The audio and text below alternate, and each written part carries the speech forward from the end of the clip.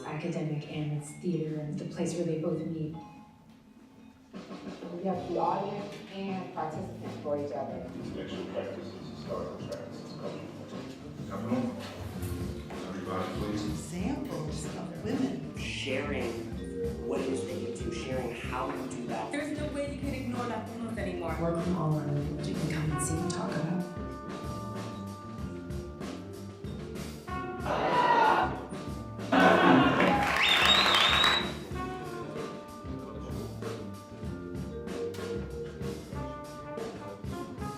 It starts out a little thing, you like it, you have to be completely open. Theater for everybody, yes, everybody. That's just what should be done. And indeed, my understanding of life, relationships, death, has already changed. Survival of theater as an art form depends on that.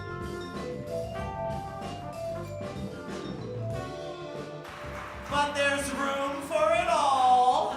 There's room for it all. So thank you, everybody, for coming here to the Siegel Theater Center at the Graduate Center CUNY. My name is Frank Henschker, and I'm the director of the Theater Center. Many of you might have heard already my speech. I'm going to try to do it a little bit faster, but still it is important for everybody who is here the first time. It's part of the great Penn World Voices Festival. Penn is a great organization, a writers' organization that not only gives out one of the most significant awards for writing, but also is fighting for the freedom to write and has a fantastic writers in prison program for working on writing on it, but also get writers who are persecuted out of prison. And it's a great privilege for us to be associated with Penn now for over 10 years. At the moment, over 80 artists, writers are in town in New York City as part of the most significant festival, perhaps in the Americas, when it comes to literature, and it was created by Salman Rushdie and Paul Auster during the first Bush administration, where they felt there was a tunnel vision.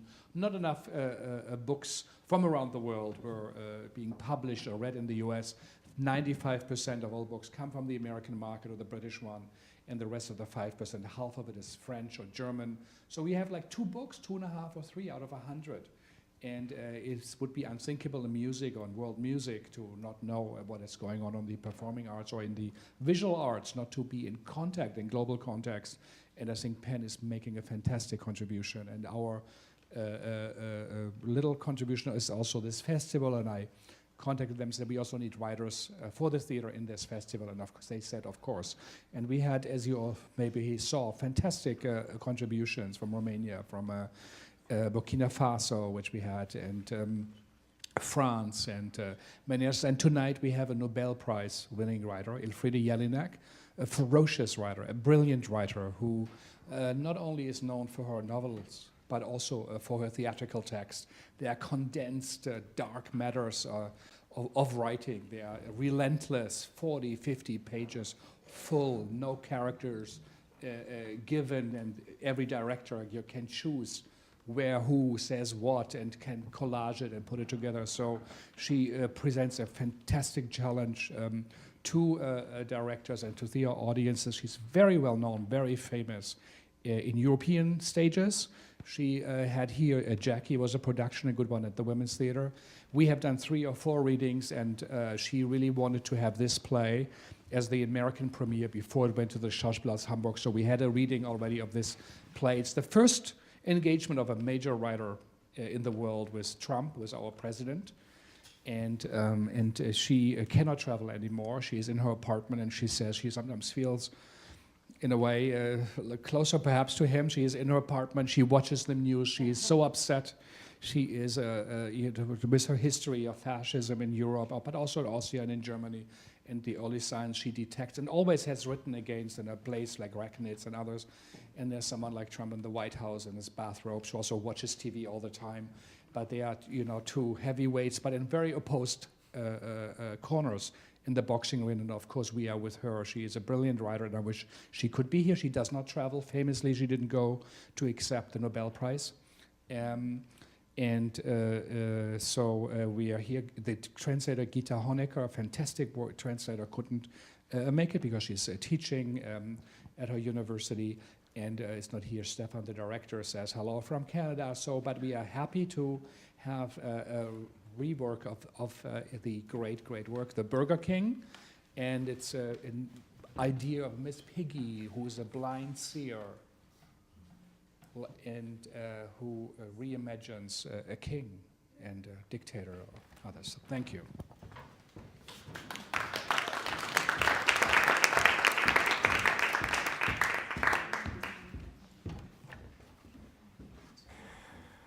Okay.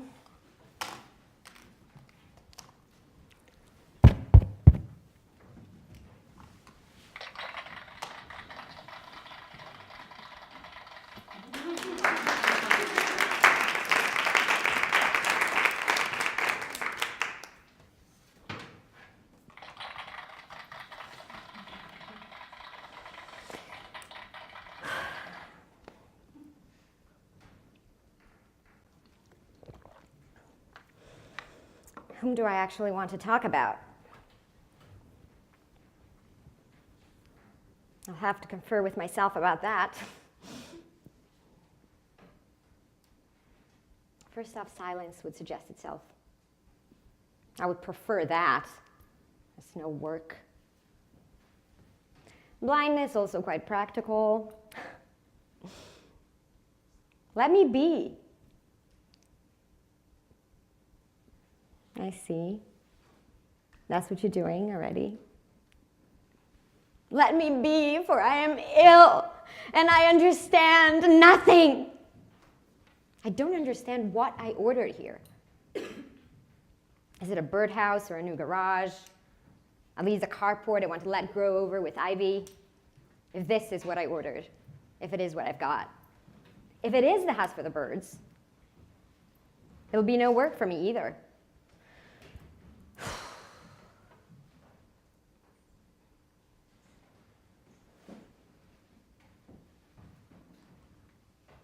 I don't know what's coming. I don't want to talk about my mother. Not ever. I couldn't care less if everything's in order with me. And I won't elaborate on it either. What debts have I inadvertently run into? Well, in that regard, the king scores much higher than I. At this time, he's busy. He has to carve millions of scores into his pistol. That is, into the barrel. And did he have some barrel? Out of this world. No, I don't mention my mother. The father's murderess, but I helped her a little. Maybe it was even more than a little. Attention, here comes the new king. Quick, turn on the device. Make sure, you stupid cow, that you don't bring shame upon him. Watch out that he won't drive you out of this country. The king doesn't look to me as if he wanted to do anything at all. He borrowed money knowing that he can pay. No. Play his debts to a T. He got far with debts. Yes, even with the planes that were old which he flew. Of course, he was quite the son of a gun. He made a kill.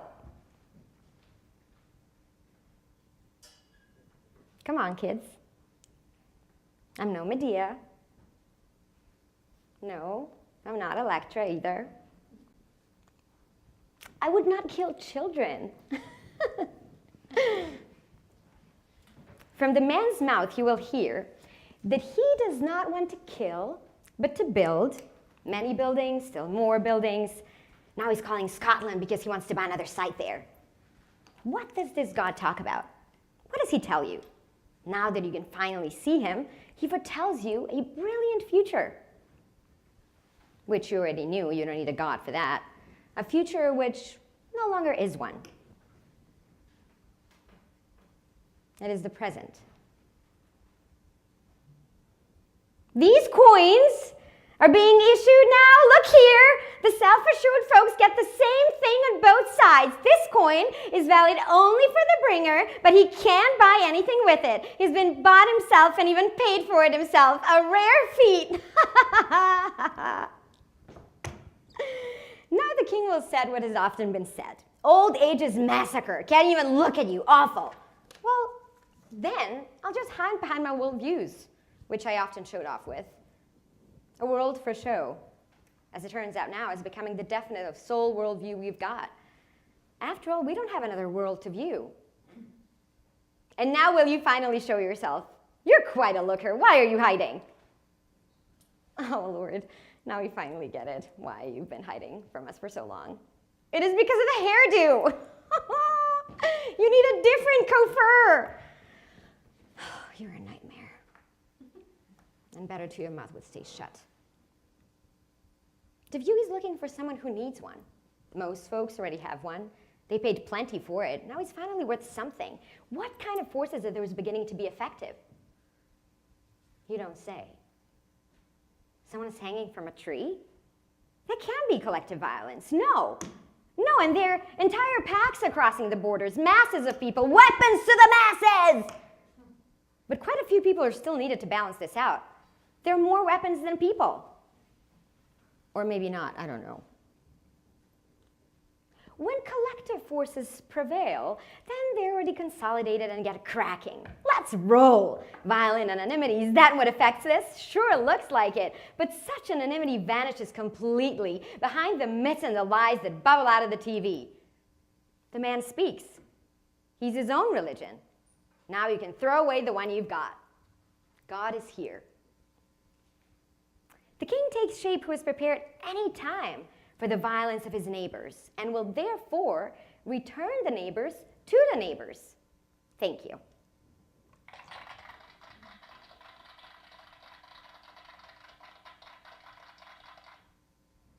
Anything the neighbor does just proves to us that the neighbor has aggressive tendencies. We deport him.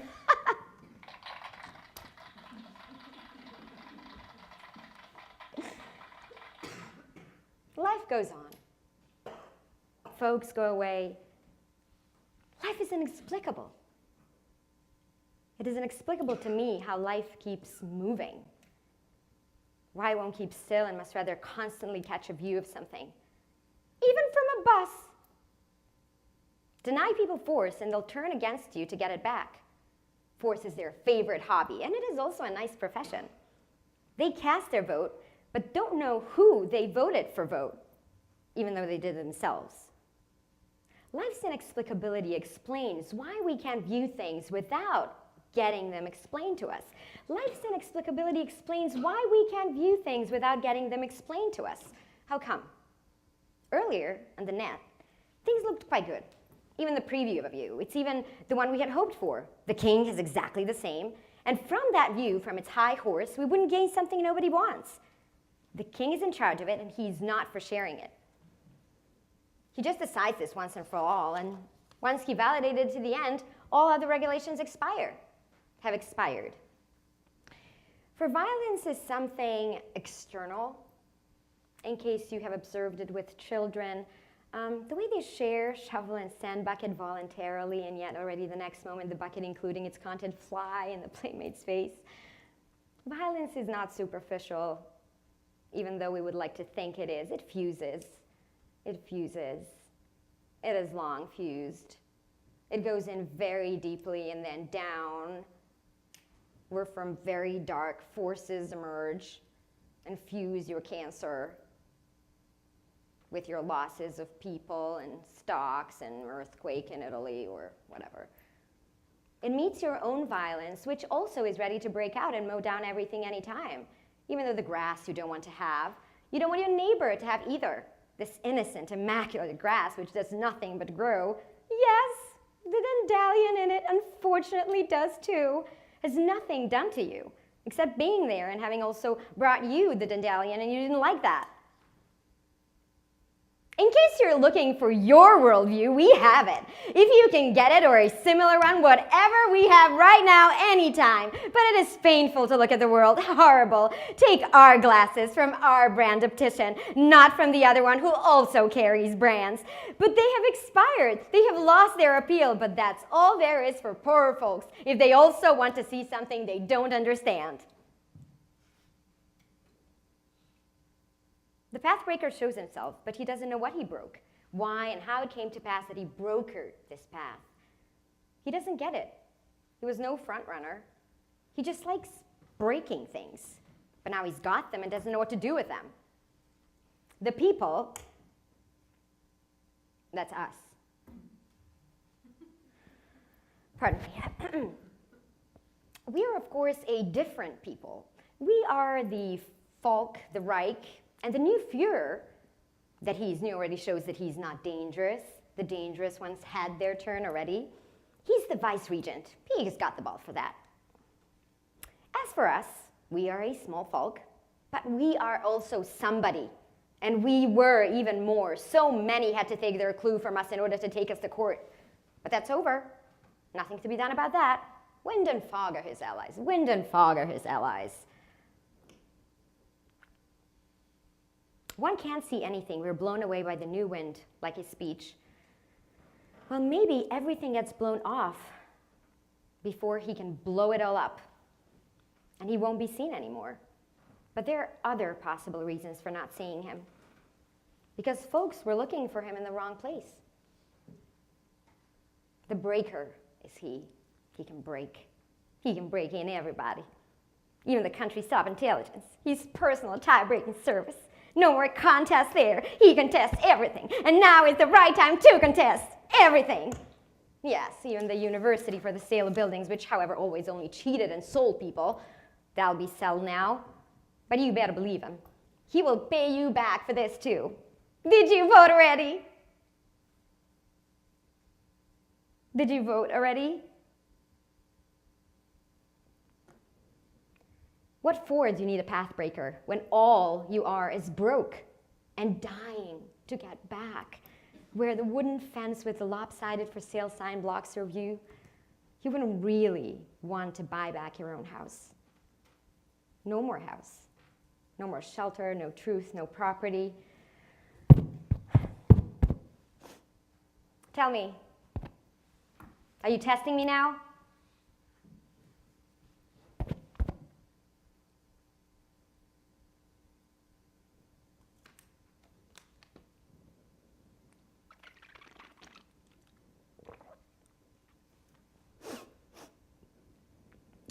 I can explain why we all belong to the banks, which had to be saved before, because if they had not been saved, we would have been safe. Now we exercise power. It's the essence of power that it demands surrender, utter surrender, yes, and even exercise, or we could not exercise it. We still look at power as something external, while it is inside us. It is already inside us. We surrender to it, and then it wasn't even our lover. We'd have never wanted a horrible type like that. Did you see his face? His hair? That's not what we wanted. We never wanted that. But we got him, and now he's inside us. We sacrifice for him. We sacrifice ourselves to him. But this sacrifice does not appease him. He wants to continue to live in his sky fucking scraper, where there is so much gold, I don't think it's real because there is so much of it. And from there, he will call us to order. The king is already sharp enough.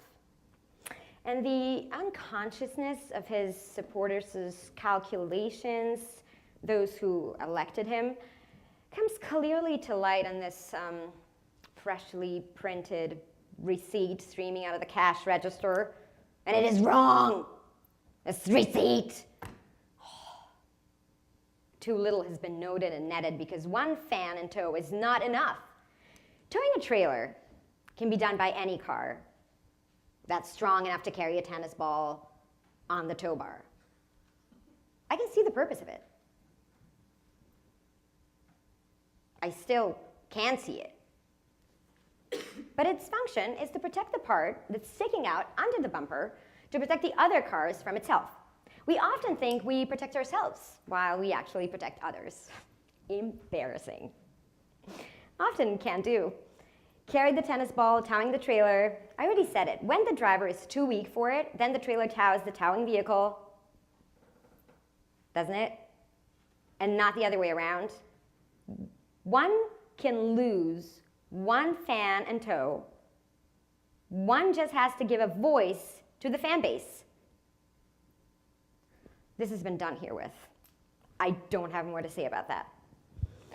And this impotence. I'm sorry. That was a good thought, albeit not mine. How come the custom has not been delivered by now?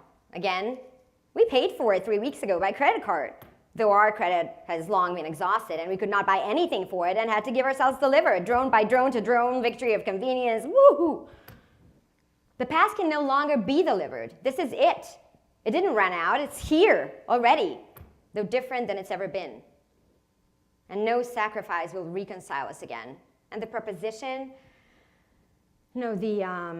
presentation that everyone can be man and woman at once if he just wants it, just as he wants it. Nothing is fixed. Only eternity threatens us all the same. This presentation will be given at the lecture hall today.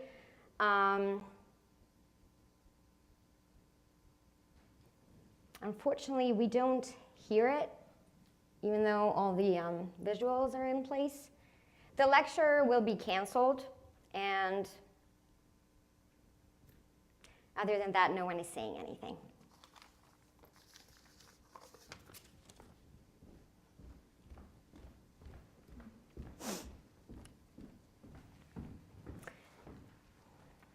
The thinker wanted to lead the leader,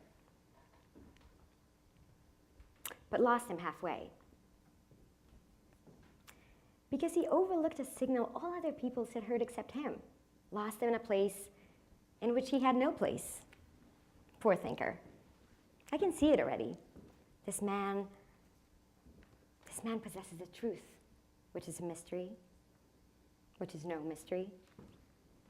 We have been told long ago and unfortunately passed it on wrong. In any case, not as we've heard and not understood it either. Chinese whispers are even less understandable than Greek. Every child knows that. Not mine. I don't have any.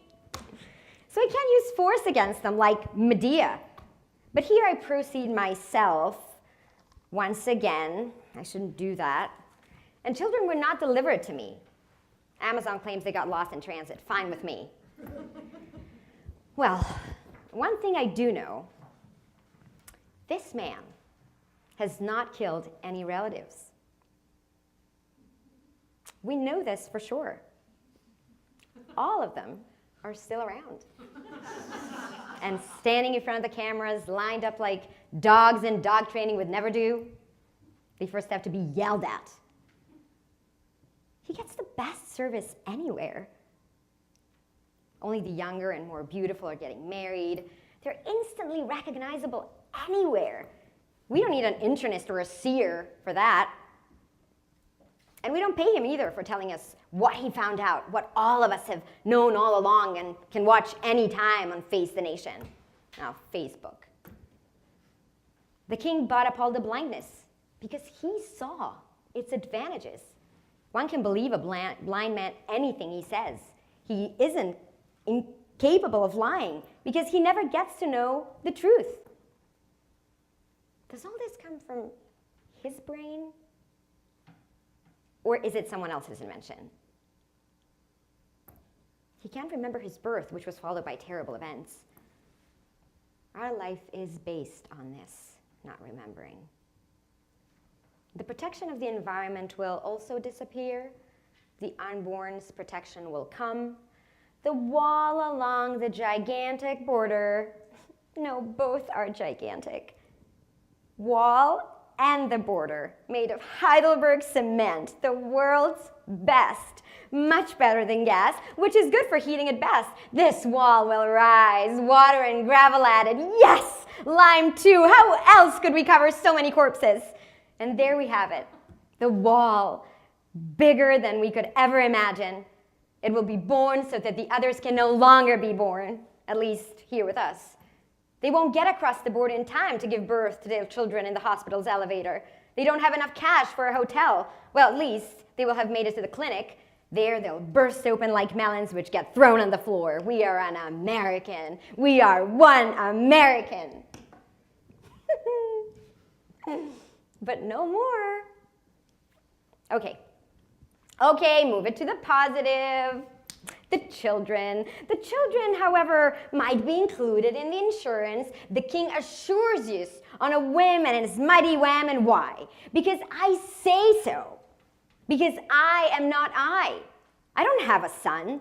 No son will die at the hand of the king. The king will not be the son who dies himself. I don't know. You have the choice of 3 paths, so pick one. Then give birth in peace and quiet, no in this quiet. Give birth to the Savior, then tie his legs together and throw him. Watch. That's how he's done. You take the legs, like a purse at a handle, right? Then take him up a nearly impassable mountain. Oh my God. What? There is none. Then go look for one. What's so difficult about that? The father's child, in this case a daughter, you reach into her, and right away she barks at you. She yells at you. She doesn't put up with anything. So let her be. I finally stopped this nonsense with words. That gal would never kill the father. Doesn't have what it takes. Fathers have every reason to suspect the worst of their sons, but none of those. Not from the daughter either. The worst is not expected from them. Others will have to do that. The king is naked, not blind. What does he do to not having opponents? A king needs opponents. He grows on them. At first, everybody seemed to be his opponent. That was our fault. Our delusion to think we were all of us. Wherever they all are, there always are still more of them all. And we are not all of us. And it is not all over with us. Every one of us rejects him. Everyone around us, that is those I know, thinks he's able to overpower the power that's coming now and won't be coming or is coming straight away from him. Well, where else? That's good.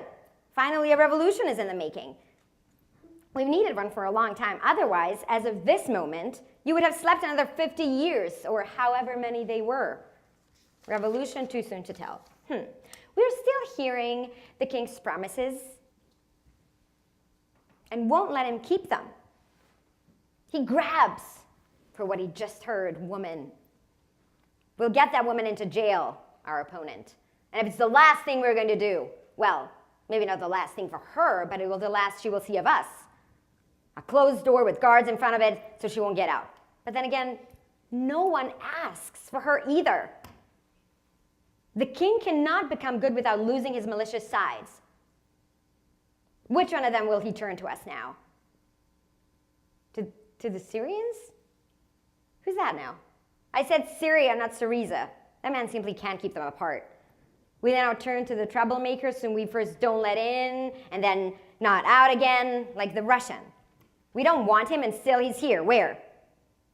Well, that one we do want. Other Russians, maybe not. So then, do we really want him? Do we want all of them?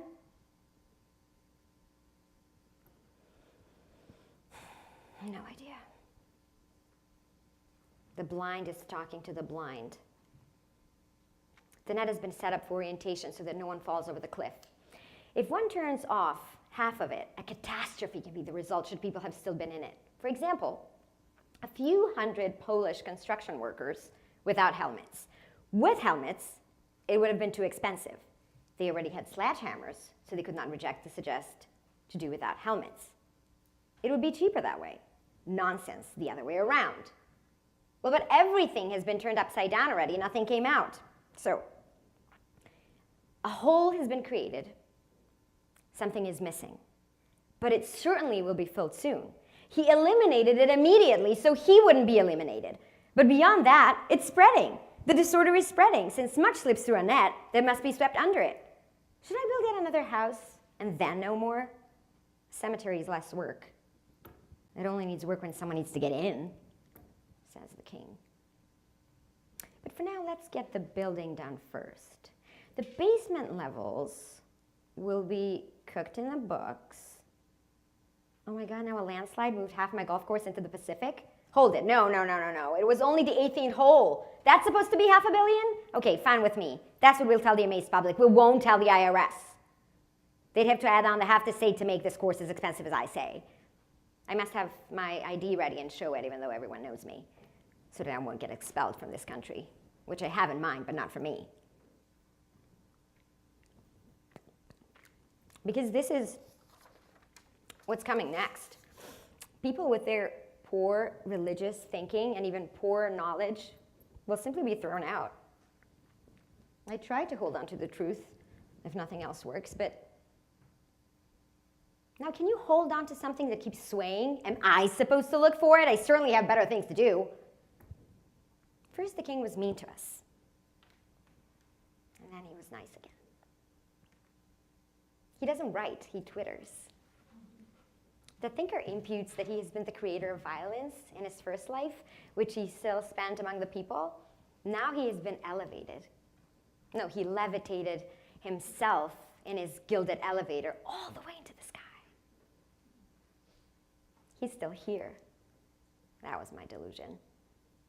But as soon as he will be removed, also by force, we have not yet reached that point to explore his conduct of life. We only see what he's showing us. Maybe we'll never get rid of him.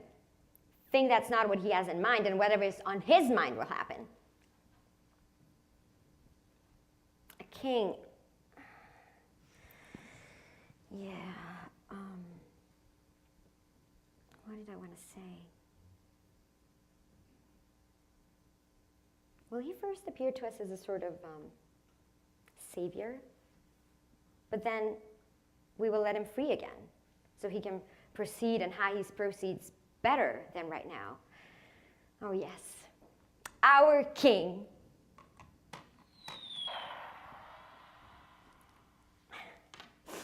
Well, I'll be curious how the net and all that Twitter and the Book of Faces will, among them sadly none of me, will take to it. Very well, because the book takes everything and everyone, and each one in turn takes pictures of others. Click, click, click. Thus this book grew and still keeps growing. No one has to look at the king anymore. The pictures are enough for where we are.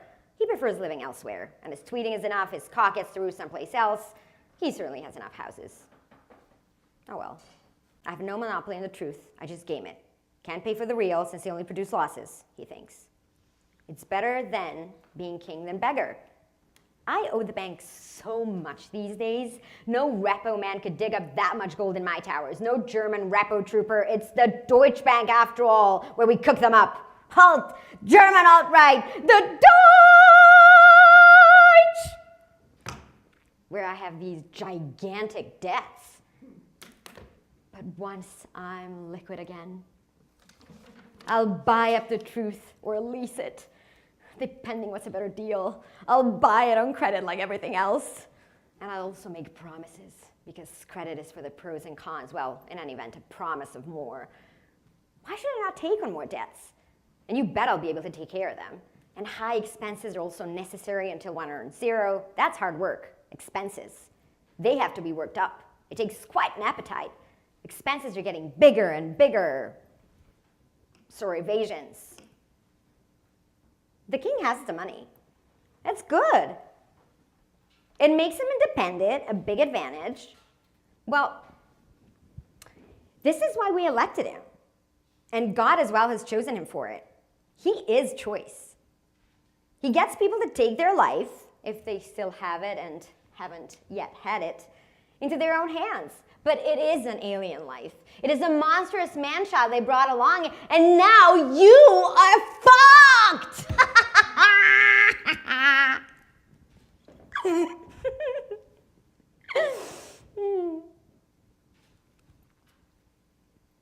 The tax return has our signature, but it isn't us. It wasn't us. The man-child you're now holding in your hands wasn't it either. God, it is ugly. It can't possibly be ours. He owes the Deutsche Bank Zigheil. One has to be big and be able to think big. Debtors can even be locked up. But first, we help the people. That's most important. We help them incur debts to begin with. Their wallets are teeming with plastic, and the king didn't come away empty-handed either. He got away with becoming king. What no one expected he would. Does it really matter what for he uses the money he borrowed? It sure does, but nothing can be done about it.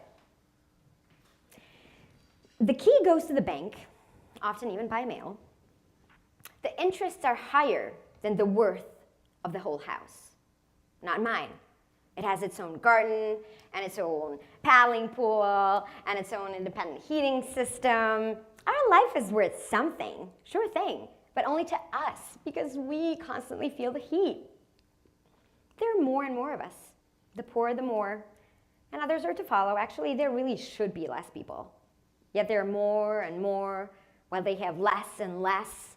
I also request tax relief. Why does no one grant it to me?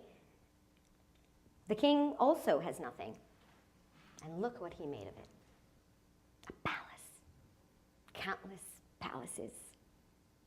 Well, now, they certainly can be counted. Kindly permit me to make money from nothing. Then I'll personally dissolve what is still bonded and bind what is still separate. The desert, precisely. There you can't even separate one grain of sand from the other, and you can make losses in unlimited amounts. Nobody will notice. It will cost you anything either. Now the usurper shows his face. Really? That's him? True it is not. I mean, it is not his true face. Nothing is true what he shows. It has only been borrowed, but it will be never returned. You see it already. I don't yet. It is the same as in his usurper's license, which gets him anywhere. Yes, gladly also into women, into every house by way of monitor or display. He simply gets in everywhere. And then he tells whom he wants to hurt today and whom tomorrow and day after tomorrow. He says, at this time, that can change quickly, there's something else. I want to hurt neither you or you. He points into the air, but nobody's there. What? Becoming my father's murderer? Never. He's been dead for me for a long time. And if I wanted to kill someone else, it's nobody's business. The king won't give a damn. Killing the father? Killing him? I'd never do that. Besides, he's already dead, anyway. How often do I have to repeat that? I never do anything that hasn't been done already by many and tried out by real estate professionals. If anything, I do it better. Oh, God. The sacrifice is crisis. The cult isn't what it used to be either. Each seer sees something else. That's something to think about.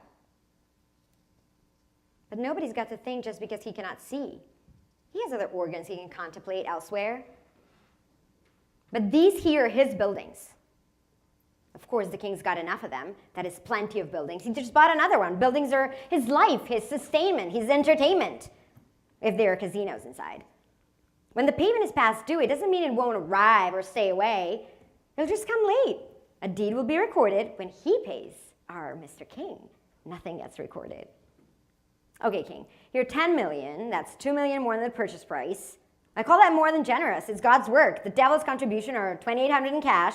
With all that windfall the king has gotten from the bank, he keeps winding up the upkeep, which adds up to more than the value of all that junk. So what? Did you humans have no shame? He will give up everything and only want to be king. He won't give up anything and still become king. He's just saying it. And whatever he says is a lie. He even lies about his own name. So when he lies under a false name, which is only possible or advisable on phone or vis-a-vis blind seers, he'll still rule without eyes, only with his voice, and get many, many more votes to boot. He sees everything through his eyes, though he is eyeless. Yes, he's also talking. He competes for our votes. He needs our voices because his is not his own. He must be elected, otherwise he sees no future. Otherwise he does not see the future. humankind, what nothing it is, your life. The nothing always for me.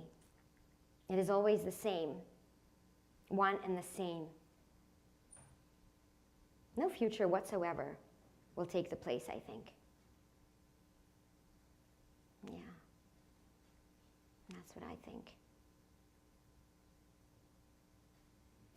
The nothing constitutes his Lifetime Achievement Award. He can frame that or stick it to others. The king.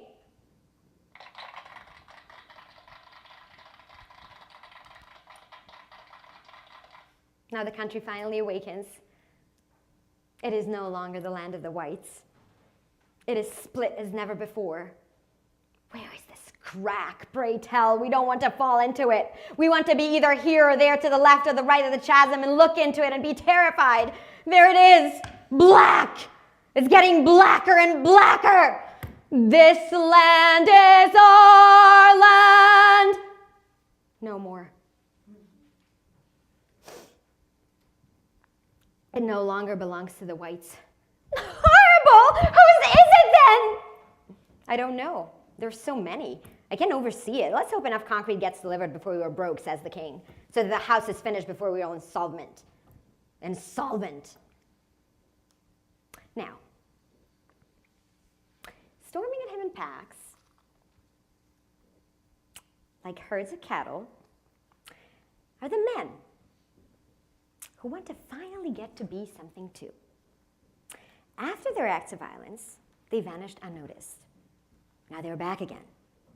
They're coming from places, many places, whose cities should, whenever possible, not be recognizable at all. Do we send them off, or do we leave them here? So those men were in foreign countries, like us. Not like me. The military are always in foreign countries. There isn't much to do there. Here, the men learn to go to foreign countries and to behave.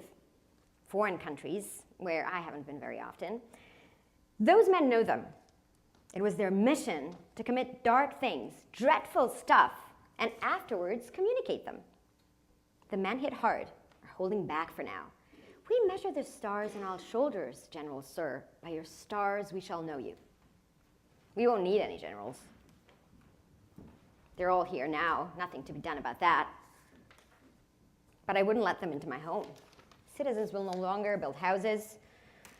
They now have generals to build them up.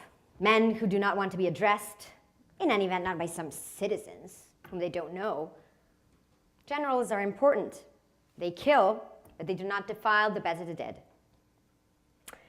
A gang of young white men say they're just talking about, what about? I don't understand. Whatever. Now they're the first ones talking anyway. They always are the first one to take the floor. Listen, say those who never listen.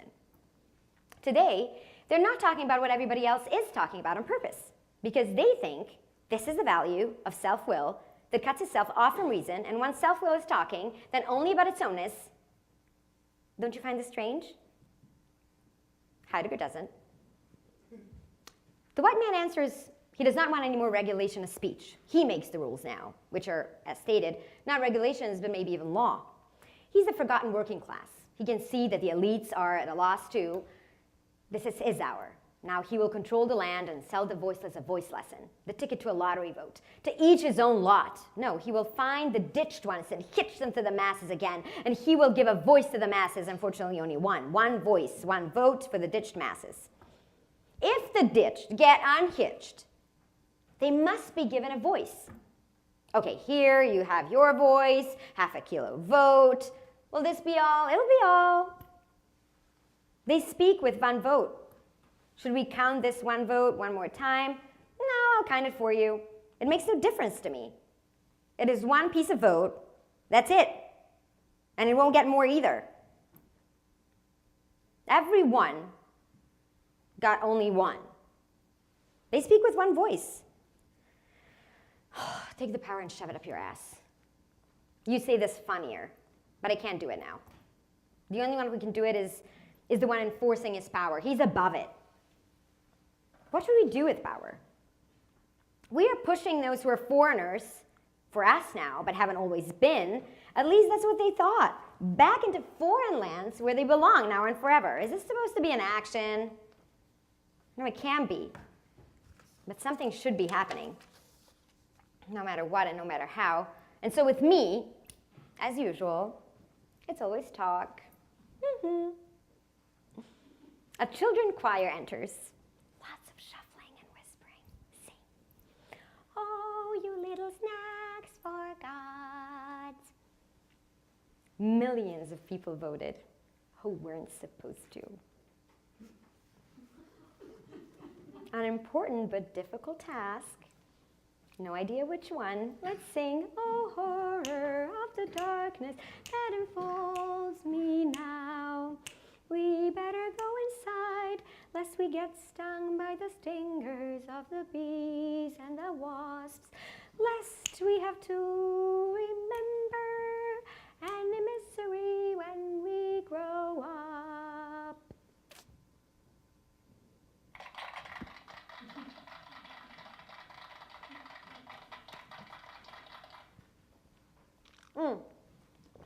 The king must bring all the voters together again. Big task, big task. An important message, that one too. He can be this unifying power we strongly believe in. Sure, there were protests, but we, the kids, we jubilate. Yippee-doo, riots! Ba-dum, ba-dum. Yeah, those two. From the other side, protests and riots. But the king will unify the country. Well, this is why I voted for our king. I hate correctness. Correctness is what I hate most. And we are the most. We've never thought he's the savior of the world. So when he makes mistakes, we'll criticize him. Yippee-doo, Twitter, will do all the time. Everyone says what he says. Everyone assaults the one he's always assaulted. Everyone assaults everyone except if he knows him, and even then. But we trust him. And his daughter is also a strong advocate for him. It's her vocation. She vowed to it and keeps wowing us with her vow. I'm for it! Yeah, she defended the king. Therefore, it cannot be true. The daughter defended him, and this is why I believe her.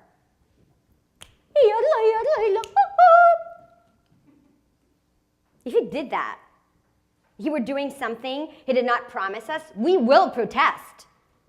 That's the beauty of democracy. We must have it somewhere. Twitter the tweet, and another tweet, and yet another tweet, and another, and one more image to go with it, and there, the other image. I could go on with this for a lot longer. I'm totally thrilled that he's our king now. It's a blast. The opportunity is what is so fantastic about our system. The other one we don't like. We don't like her. 3 missed calls and 15 texts on the smartphone, and all of them say the same thing, that they're also thrilled and happy. La, la, la, la, la. They say that now our country will get better. We'll get better. We'll get better. Hopefully, we can all work together and make the country again into what it was, when he didn't even know it.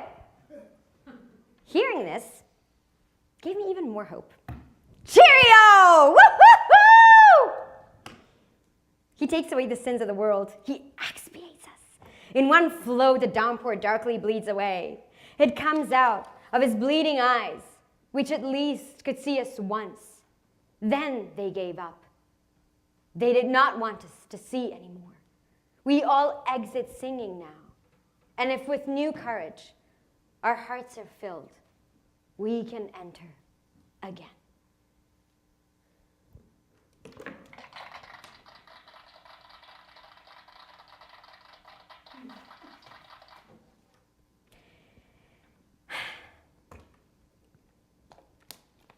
One moment.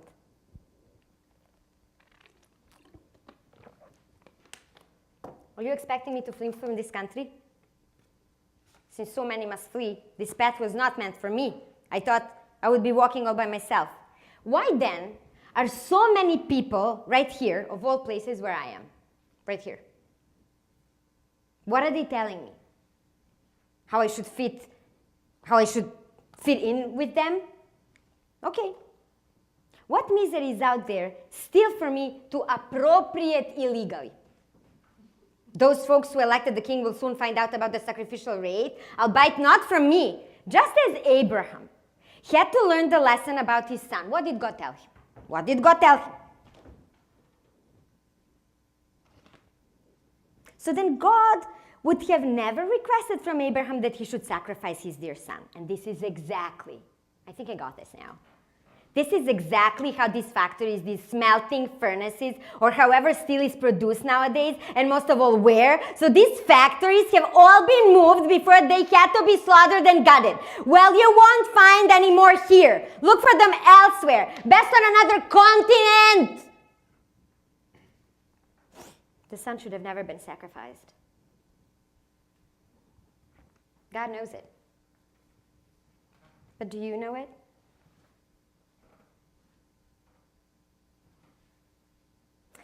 So Abraham takes the wood and he puts it on his son Isaac. The wood and the sun, so he would burn better. Sure, some fire under his ass. No, under the smelting furnace, which no longer exists. And if it does, then in India or China, that's too far away. He, however, Abraham, took the fire to the knife in his hand, and both of them went together through this rotted city, which has to become new again, freed from rust. One sacrifice probably won't be enough to accomplish this, but better than nothing. Thus Isaac spoke to his father Abraham. My father, Abraham replied, here I am, my son. But it is not enough. It's not enough for the son to be there, a competent worker who did not count. Whoever counted anyway? Not he. Okay, he didn't either. Only the father, who like any father, had learned to slaughter. It could be very useful to him. There always will be wars. Here I am. My pleasure. And the son who can't see a steel mill anywhere, nor steel for that matter, he spoke, I see. Here is fire and wood. But where is the iron to boil down? Where is the product we are to produce? Am I to be the product? I've already been produced. After all, I've been brought here, and we agreed on that I was not to be destroyed. On the contrary, I'm here to work. I finally received my draft call to work. I had to wait an eternity for it. Abraham replied, what's there for him to say? My son, God will now get himself some sleep, a sheep for the sacrifice. And here it is already. How pleasant. It has already been supplied. It will only have to be shorn. Then we can kill it in peace and quiet. And thus they walked quietly together, father and son, who has the honor to play the sheep in the community theater performance I'm presenting here.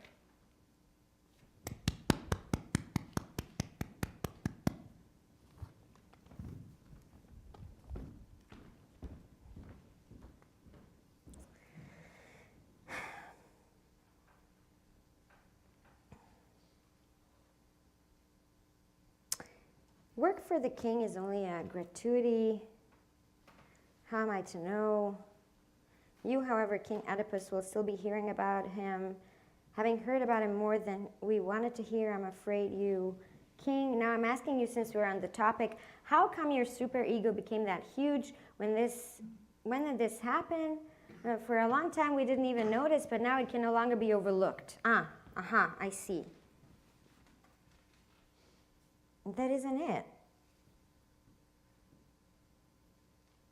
That is you.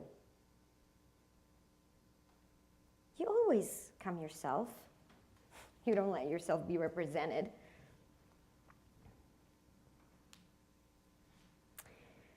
we anyway? Who do we think we are to talk the way we do? That's over. We're dying of our own flop, and now we are despised for what we have recently been praised for, becoming almost immortal. Yes, the thinkers. Yes, but also the poets, the writers. Pretty important, the writers. And this says one who will soon die, who no longer can foster any illusions. Just let me have this country. Let me leave this country. That's it. You won't even notice that I'm gone, but don't take my word for it. You're not afraid, Mr. King, of anything or anyone. You take the word by the hand and out of the house. You're not the minority speaker. You are Mr. Speaker. Forget all the others. You take the word out like a dog who keeps pulling at you. It wants to get going. The word wants to get away. Everything wants to get away, but no one yet knows where to, at any rate, away from you, even though you control the ratings. So we don't have anything to say. That's our punishment and our joy. Nobody listened. A whole long time, no one. And that stupid word is pulling me again. It's almost tears my arms out and socket. The answer is hypocrite. The king is to blame for the 43 cities' demise, just because he has come and now he's here, because he is who he is. The king is guilty. Now we know it. He committed the egregious transgression of letting himself be voted king by us. So now he's responsible. He's overloaded with guilt. He's much indebted to us. He's so loaded that no more debts are left. Now we would need a real miracle. Here they come already, millions of delicious victims strolling in, knife and fork placed in their backs. I was went to decide. They all look okay. We're already searching for recipes of sauces. Are they all coming then? Are you victims all coming so that the unity of the seriously injured community can be established again? Must we offer a sacrifice to the king because God doesn't want to have him? Please come back. Do your word. Or do I first have to call an angel? Here he is. I didn't even have to call. He was here the whole time. So there, the angel of the Lord and Master is calling somebody, cursing the provider because he hasn't yet put up a tower or whatever he wanted to provide us with. First of all, for a minimum rate, so that we too can talk to anyone and listen to no one. It wouldn't be worth it anyway. Who'd want to talk to God? The distance is too far, the drift is coming to get us. But we have gotten much further. The angel dialed this number so that the word can spread. He looks at the display to check whether he's dialed the right number since no one's picking up the phone. Skyping won't work in this case. What's there to see anyway?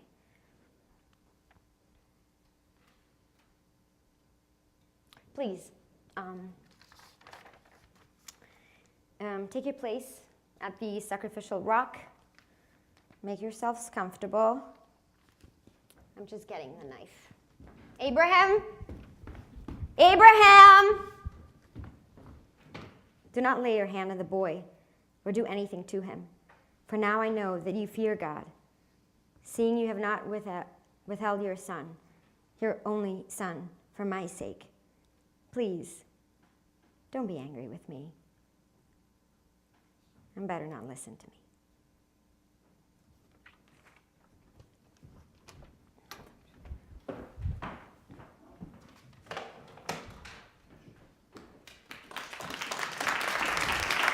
Okay, oh my God. Super. Is that mine? Ah, thank you.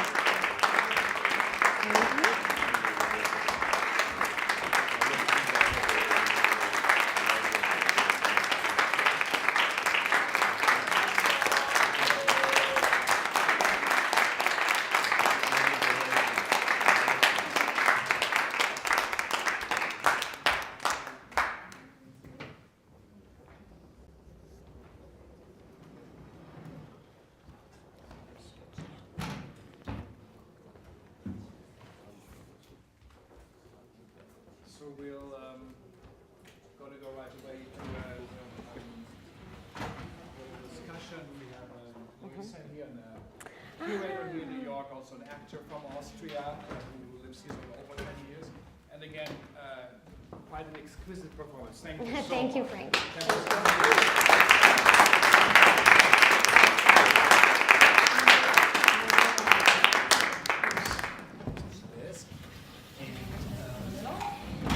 Sit here.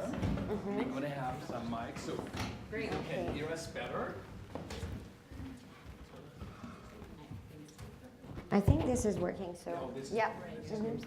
Well, maybe a little bit of light to the audience too, if possible. But again, wow, that's it's a strong onslaught of words, so carefully crafted and so also beautifully delivered. Tough to say. So, how does it all sound to you, of someone who's born in Austria, knows Jelinek, works in the theater, lives in New York? Does it bridge those worlds, or this piece? I think what's so amazing with her works is that I feel the plays are like novels and the novels are like plays in a way. It's just, I can really see her musical background in what she does. I feel it's very lyrical, how she writes. I was talking to that earlier to my mother who's here to visit, which is cool. Hi. Yay. That I feel like she follows her thoughts all the way through, like even beyond. I feel like a lot of writers, there's a thought and then this thought is done and then we move on to the next thought. And I feel like it's almost like a stream of consciousness where she keeps going and keeps going. And she follows it. It almost goes past the initial thought, and it just brings her to the next thought. But it all flows, and it's very To me, it's very musical. Yeah, I mean, these words are so forceful. They do hurt. They do have power, and also represent the powerless. But they are so very, very, very strong. How is it for you to deliver such lines, that text? And well, first of all, it's very actually difficult to, because English is really not my native language, and she's so verbal. Mm-hmm. It's very, very difficult to navigate through the labyrinths that she creates, particularly because they're not just for show. They really do have meaning, and you have to literally musically follow them up, otherwise it doesn't make any sense. So it's very, very difficult, and it's almost, for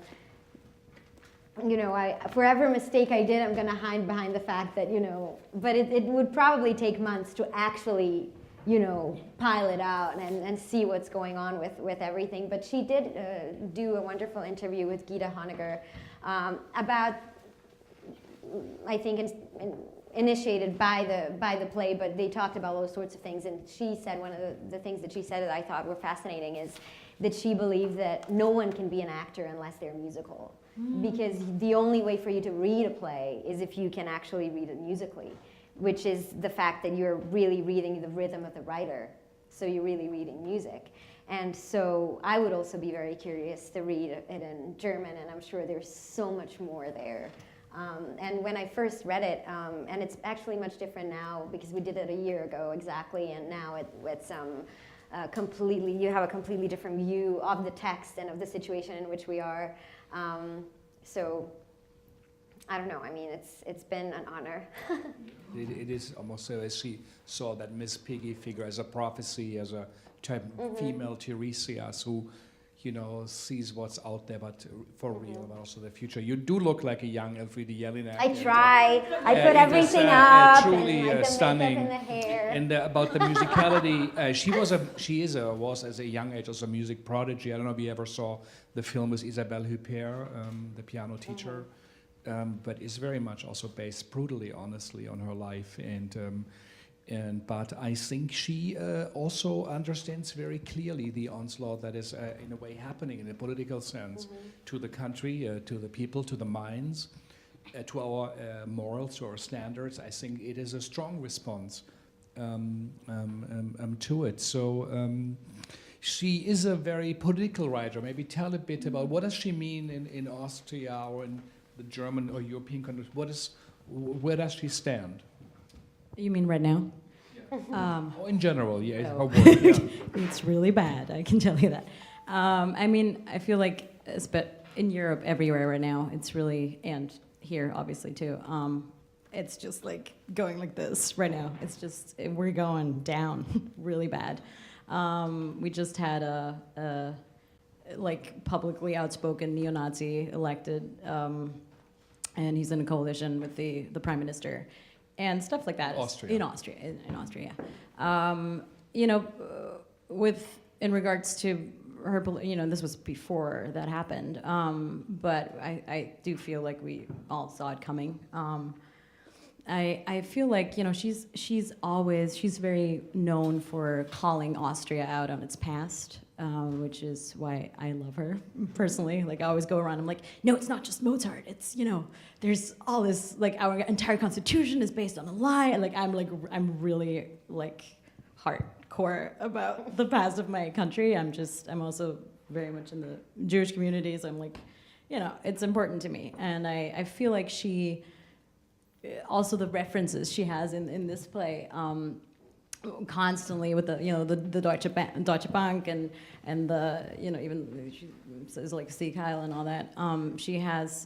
She constantly wants to show how bad things are here now, and I feel is what I hear, and you know, really showing up, like showing us this has happened before. Like, why don't we see this is a repetition of things?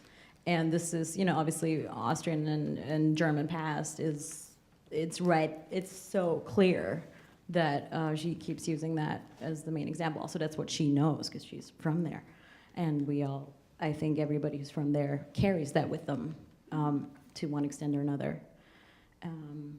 Yeah, and I just, you know, and like Thomas Bernhard, who's the other main Austrian theater maker who constantly was referring to Austria's past, huge critic of Austria, and I feel she's the female voice in that. Yeah, I think if her words and her writing would be a seismograph, it's shaking, you know, the entire apparatus. And she really detects that artists are actually anticipating often the future. They're the one that sees what is going to, but also anticipating something, and they have that gift. And I think her visions, in a way, she's, you know, they are scary. They are intimidating. You know, leaves one speechless even with all her words. But I also do think that in a way she truly believes that art, or putting it into a form and standing up as beings, but also as artists, is a very strong form of resistance, and that it should be done, can be done, and also being asked of audiences. I mean, it would be very, very hard to think this would be on a Broadway, on a commercial theater, where you go before and after a dinner. So it's a different idea what theater is. It's more like the old Greek idea where you work through social, political complications on stage, and you understand something and work something through it, instead of entertainment or a commercial, where she really is not trying to sell you anything, not any feelings, and not any messages, you know, if at all. It's a moment of speechlessness which she fills with words. Stefan couldn't be with us. The director, he got terribly sick with some very dangerous, I think, flu or virus. We wish him all the best if he is up there. So thank you for creating this together with you. But did he give you something to read? I'm looking at this page and I'm like, I'm going to read another page. Yeah, but okay. With some singing in between. With some singing in between. And yodeling. Yes, but so he says, I would love to thank and congratulate Frank Henschke. I have no idea what that is, yes. For a vision and courage and programming for the second time the reading of Beyond the Royal Road at Siegel Center. Thank you, Gitta Honegger, for translating on the Royal Road and for wonderful guidance and understanding Jelinek world. And of course, immense gratitude to brilliant actress Masha Dakic. We live now in a society of dangerous euphemisms. The brutalities of Jelinek words on the Royal Road are minor images of alternative facts existing in a so-called post-truth world. It is the world based on pathological narcissism and brute individualism. On the Royal Road has given us the king that we have created by believing in the construct of duality being the class, economical, or cultural divides. Within 1 year after we first did the stage reading of this play, we as a society have been through the 7 stages of grief. We have collectively gone from hysterical denial to apathetic acceptance.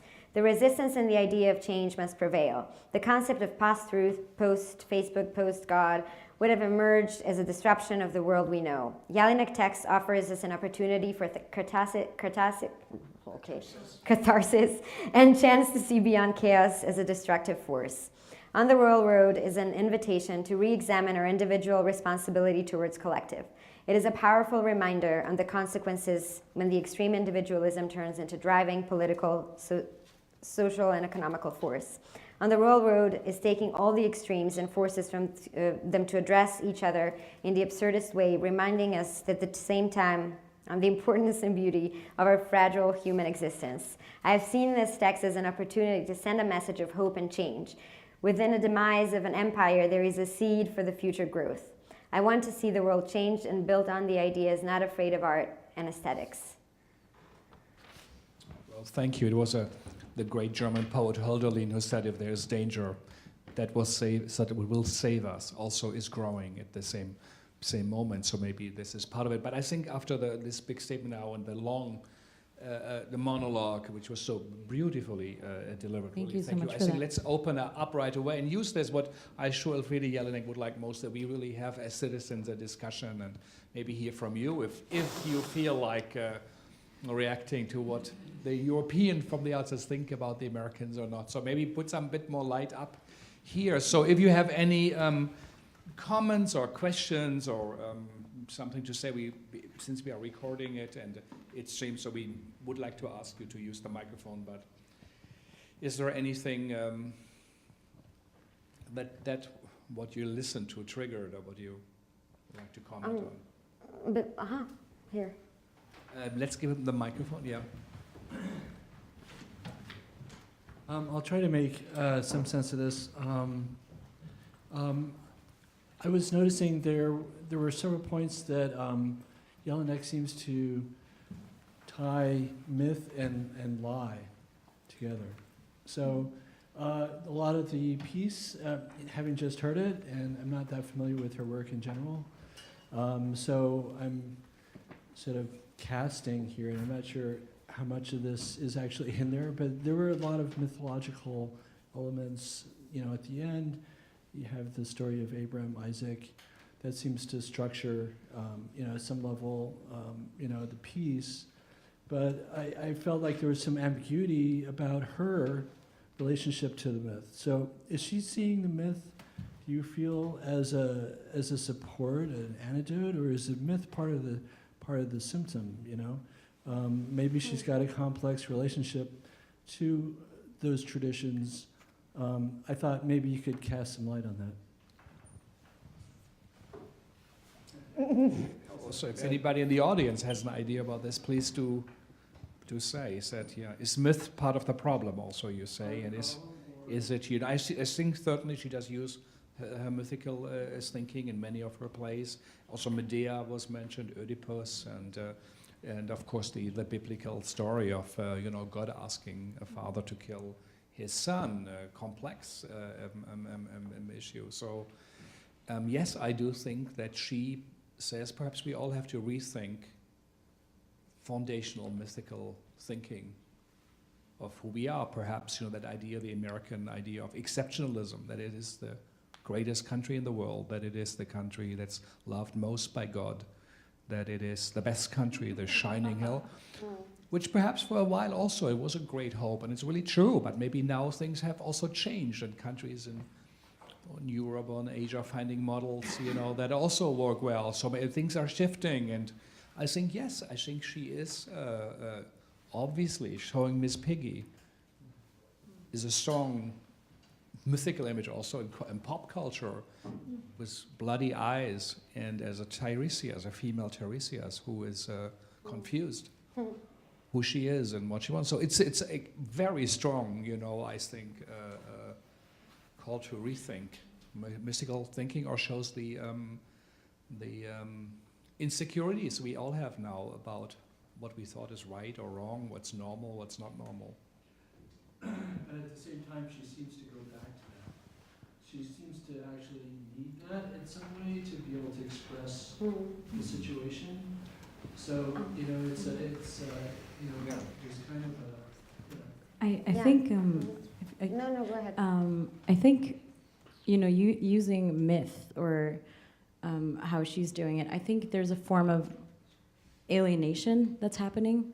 So she is using it almost as a tool of alienating to show us what's behind the myth.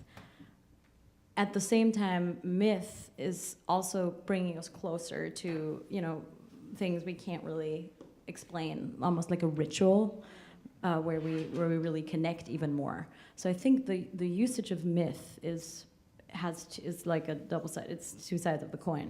I feel it does both the things, and using it as a theatrical tool is definitely works both ways. And I think, yeah. No, I was exactly going to say the same thing, because I had the impression of her using myths as a way to trivialize things, which is not so common to use a myth for, but considering that she also seemed to talk about how she has been writing the plays at the immediate moment when the things have happened. She didn't really necessarily have the time to think about it and have her emotions settle. So she's really resettling the emotions with using myth as if something, we all know that, but I don't, but which we not necessarily, which we don't. I mean, myth is, and all these pictures of, we use usually for something hidden, but this is like transparent myth and hidden emotions and feelings about what is actually happening, right, because we still don't know how to communicate that.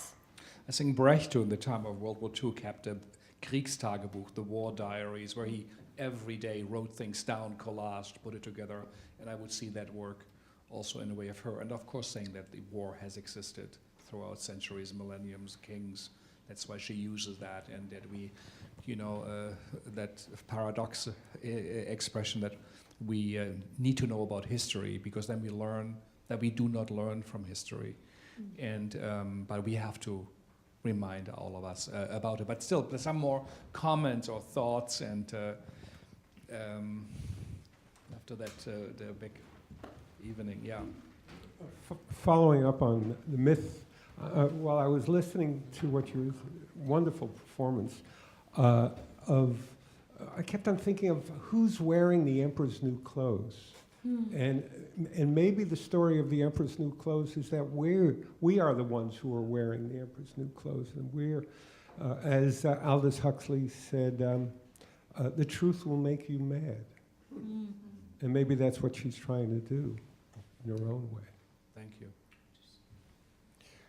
Some other things, yeah.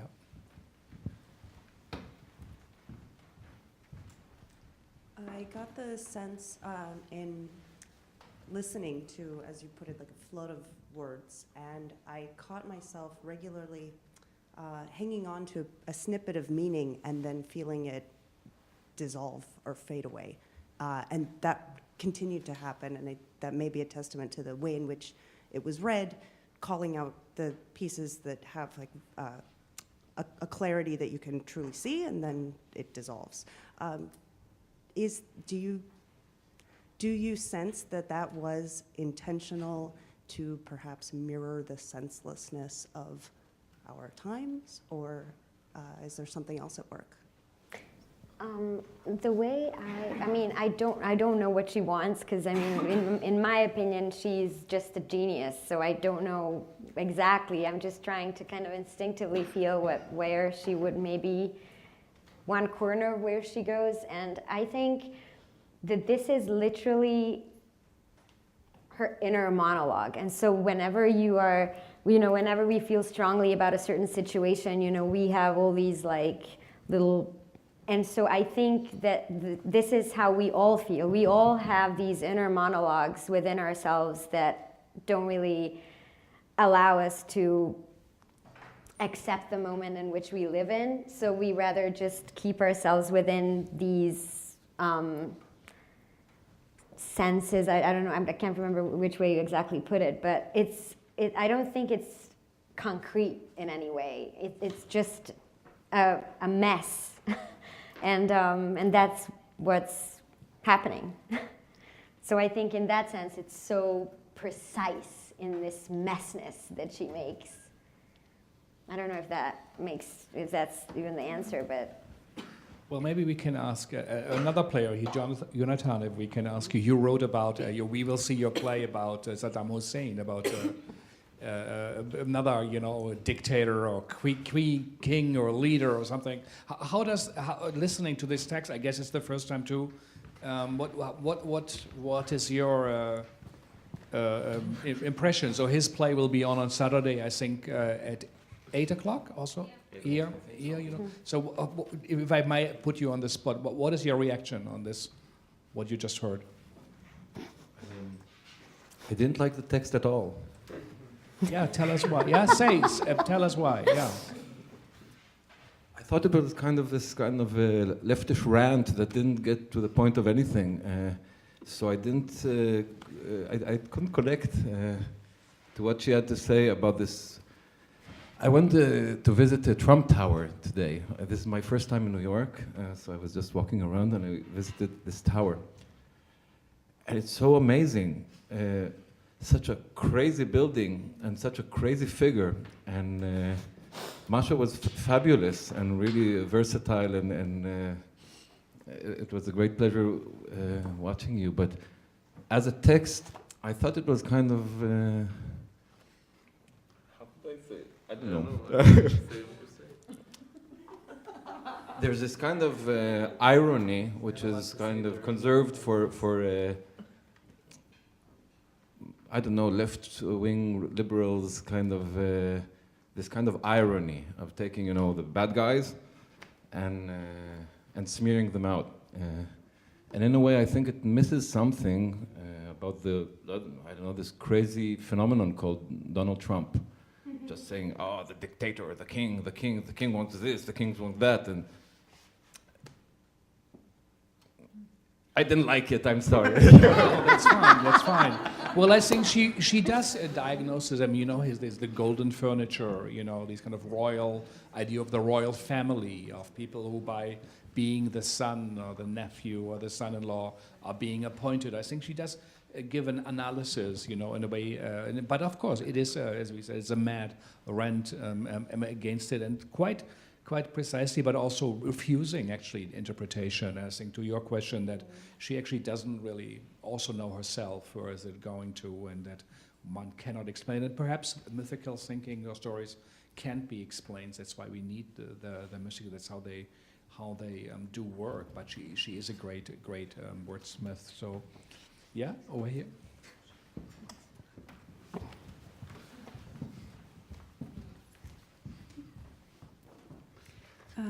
Hello. Yeah, I would like to agree with what you and I think well, I'm coming from Prague, Czech Republic. I'm the guest of Pen Voices Festival as an author, I think it kind of. It is an example, this text. I mean, I haven't understood everything, but I know Elfriede Jelinek's work pretty well. It was everything almost was translated into Czech,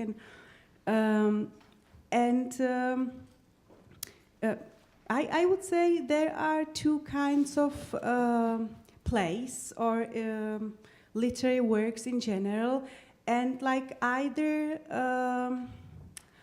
either the author kind of wants the audience to laugh with him or her at the people outside of the theater, or the author kind of laughs at the people in the theater or wants the people in the theater to laugh at themselves, which is, I think, much more powerful and artistically meaningful approach, I would say. And I think that, unfortunately, this Elfriede Jelinek's text kind of, creates this community of us, this self-assuring community that is laughing at the stupidity outside. And once the text does not really provoke also self-reflection and does not trigger some kind of painful process or does not make us uncomfortable with ourselves, then it's not really, then it lacks something that I think is very important for art to have.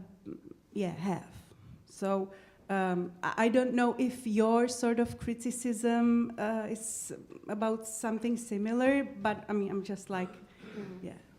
I'm sorry, I don't want to persuade either of you in any way to think differently. But just, But just to her defense, first of all, this is not the whole play. There is 30 more pages or so. So like this is just 1/3 of the play. And then, for example, in particular, what you have just said, perhaps I haven't read it in the right tone, but she says exactly what you said. Basically, she says, "Look at us. We all think we're just all of us, and we're not. I mean, this is our biggest problem because we think we're only speaking to our people, whereas there are other people who have other opinions." And so, to an extent, she, I think, is actually being pretty harsh in her own way. And I also feel like there are a lot of pages where you didn't do the whole play. Also in the parts that were missing, I feel, there is a lot of, I don't feel like there's a moment where she says, not even in the entire play, where she's like, "Oh, I tell you what way to go," or like, "I know everything and you don't." Like I do feel like, yes, I get the rant feeling, like I know what you mean, and I think that's also often how, when she writes, I feel it just, like I was saying, like goes thought to thought and it just keeps going. But she does cover all the political issues right now. She goes through every single issue and covers it, and I really feel. Also, I wanted to, when you were saying the ironic feeling that you got, I totally know what you mean, and that is, I think it might be sarcasm too a bit. It's a very Austrian thing. It's like very deeply ingrained in our culture, and I've been wanting to do like a Thomas Bernhard play here forever, and I go through his plays and I'm like, I can't translate this correctly. It's not gonna read. It's so deeply Viennese that you can't take it in, which is, I mean, it's not true. It's been done, and I've seen great works by him translated, and even at BAM last year they did an amazing like solo opera version. I was just blown away because it worked. But it's hard. It's, first of all, hard to get Austrian German. It's like very specific as any language. It doesn't matter. But it's just a very, it's very deeply weird, sarcastic, dark, and it doesn't often make sense. And it's kind of part of our culture. And it's this constant like, this like weird sarcasm that is sometimes annoying, especially I feel in the States. Like it could be really annoying because I feel people here are more open about things often in general. My take. So I'm actually quite interested what has been just revealed, that this is only a fraction of the play. Can somebody sort of give us an idea of what the whole play, what is the structure, what we just heard, how is it sort of within the whole work? Can you tell us a little more about the play? The structure is pretty much the same. It's just there's more. I think it, in a way, it could be the beginning and the middle of an entry. There is no traumatic structure. I think it is in that kind of post-traumatic writing, a stream of consciousness. And I actually also would say very much, she does also look at us where we are. I don't really think with that word, she said, we are the good guys, and the outside, just we laugh at them. Maybe that's also how we read the text. A text also reads us and not just we him. And so it is quite a devastating analysis, because she does often use a we and us. So I think it comes across, especially I think to an American audience, of the arrogant European leftist writers come up. But I think it's much. In a way, it goes deeper, but still there is big arguments. She does appeal to the intellect. She's a very smart writer and does it work. Is it the emotion that we have to go through, like Brecht would say? No, you have to appeal to it. But was he successful as much? And then in a way, as others who said, actually, no, you don't have that distance to this text. I do think it's a very valid artistic experiment to create a wall of words, to show a resistance, to reflect, and also this relentlessness of the Twitters, of the news that crash upon us like wave after wave every day. And she kind of puts it, at least puts it into a form. And I think it's a strong piece of resistance in a way, but also perhaps to giving up that it might be changing. It doesn't have at all the mission to, I think, to give an ideology, someone change your life, change politics. It's a brutal analysis in a way of a situation, but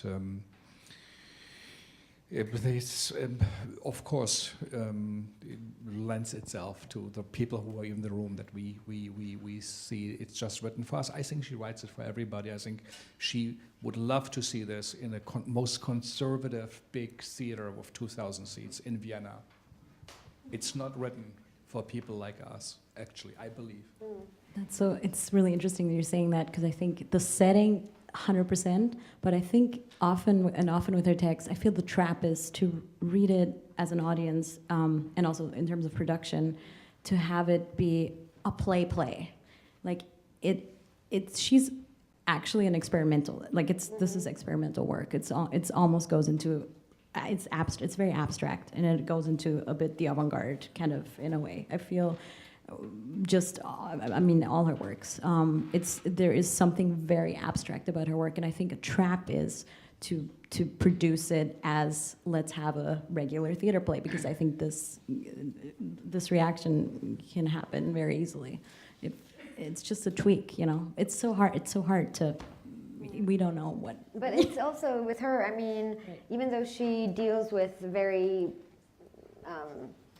contemporary situations. When you read in her text, like Facebook, that, you can stare at that word for 5 minutes and, be ashamed and, just kind of realize it completely differently from when she says it. Because you don't expect her to use that word because it's so trivial and colloquial, and you expect her to surprise you with mythical, and then she uses mythical for a joke. And so it's she has Face the Nation. Yeah, and next to face. Book of Faces. Book of Faces. Book of and Nation. Book of yeah. Some more? Yeah? Could you take the mic? Sorry. Thank you. I don't mean to address you directly, but your comment made me think about I don't go to much theater, but I have read a lot of Elfriede's work as well, and that's mostly why I came here. But I appreciate her because of her brutality and relentlessness, and I'm just bring it on.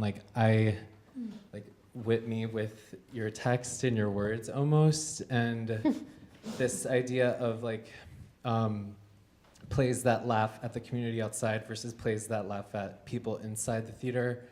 Those people in the theater, I would imagine elected to go there and knew something about it, so they were asking for maybe to be whipped or in a masochistic way because that punishment gives them pleasure. and they wanted it, and she's giving it to you. She's whipping you, and everyone, and herself, and everyone's getting whipped and punished. And I guess with this idea, I don't know. I'm interested in what that, that comment that you said, because I think it is important, one, to, you don't want to like laugh at everyone around you and feel good about yourself because of that, but. True. So my staff gives me signs like this over time. I think it means we should stop. Is that true? I'm not 100% because we are over time. Normally, it's like till 9:30, and we're already out of here. We are all going to go to the archive bar, which is around here on 36, between 5th and Madison, in the middle, but on the north side. No, the south side. The south side. So I hope you can come there, and you will join us. You can.